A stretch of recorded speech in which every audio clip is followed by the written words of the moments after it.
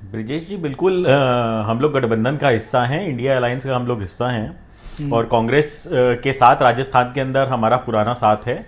हम पिछली जो कांग्रेस ने सरकार चलाई है राजस्थान के अंदर, उसके अंदर हम सहभागी हैं और उसके अंदर भी हमने साथ मिलकर चुनाव लड़ा था। तो कांग्रेस के साथ हम हमें पूरी मतलब एक दूसरे के ऊपर विश्वास है और कहीं ना कहीं भारतीय जनता पार्टी को हराने के लिए हमारा गठबंधन मजबूत है और जल्द ही हम आपको ये तो आपका फॉर्मल स्टेटमेंट हुआ। मैं आपसे जानना चाहता हूँ मिला क्या आपको राजस्थान में कांग्रेस से?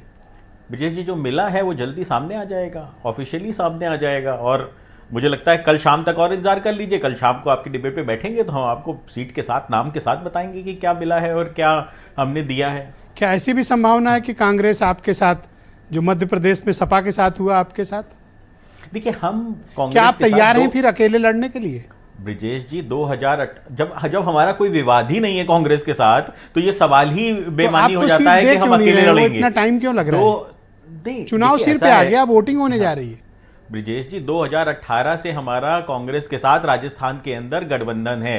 हमने साथ में मिलकर चुनाव लड़ा था 2018 तो भैया मुझे रोहित जी और बता दो। सरकार के अंदर हमारे मंत्री भी हैं, जो हमारे विधायक हैं वो मंत्री भी हैं। हमारी सरकार के अंदर सहभागिता है। सीट ब्रिजेश जी कल शाम तक का इंतजार कर लीजिए, सीट के साथ आपको जवाब दूंगा। इतना क्यों इंतजार करा रही कांग्रेस आपसे? अपनी सीट तो घोषित कर दिया उसने। कांग्रेस आपकी सीट देने में उसे क्या प्रॉब्लम है? नहीं, अभी कांग्रेस की सारी सीटें घोषित नहीं हुई है, आपको भी पता है। अभी 55 सीटों की लिस्ट आनी है, अभी 55 सीटों की लिस्ट बाकी है राजस्थान के अंदर।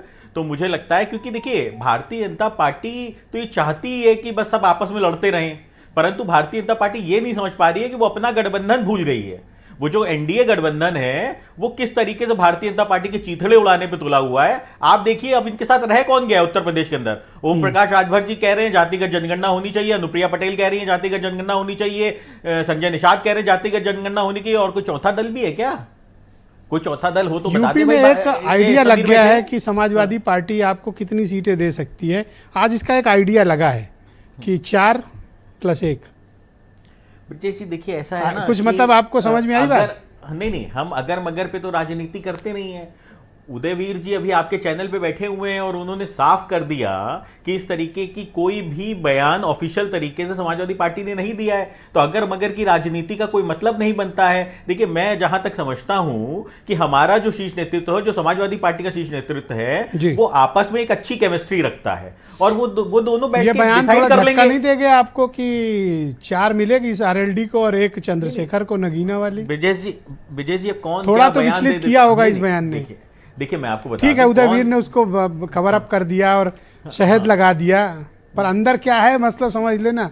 देखिए फिर ना कहना कि डिबेट किए थे आपने, इशारा नहीं किया।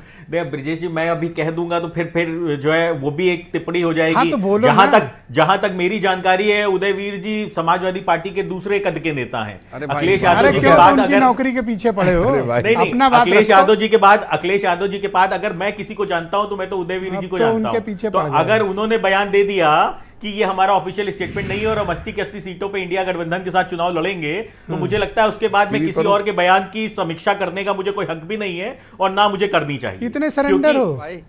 नहीं, सरेंडर हो? सरेंडर की कोई बात इतना तो मैंने सरेंडर आपको कभी देखा नहीं। नहीं ब्रिजेश जी सरेंडर की बात ही नहीं है। देखिए ऐसा है ना, संबंधों के अंदर अब जो उदयवीर जी देने वो ले लोगे?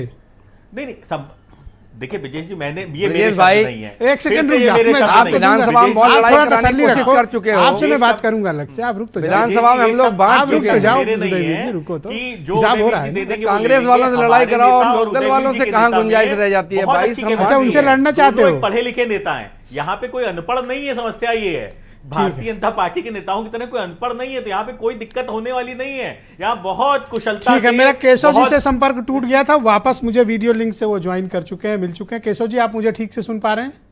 हाँ जी। आपका गठबंधन टूटा क्यों था और फिर क्या कारण थे उसके, और फिर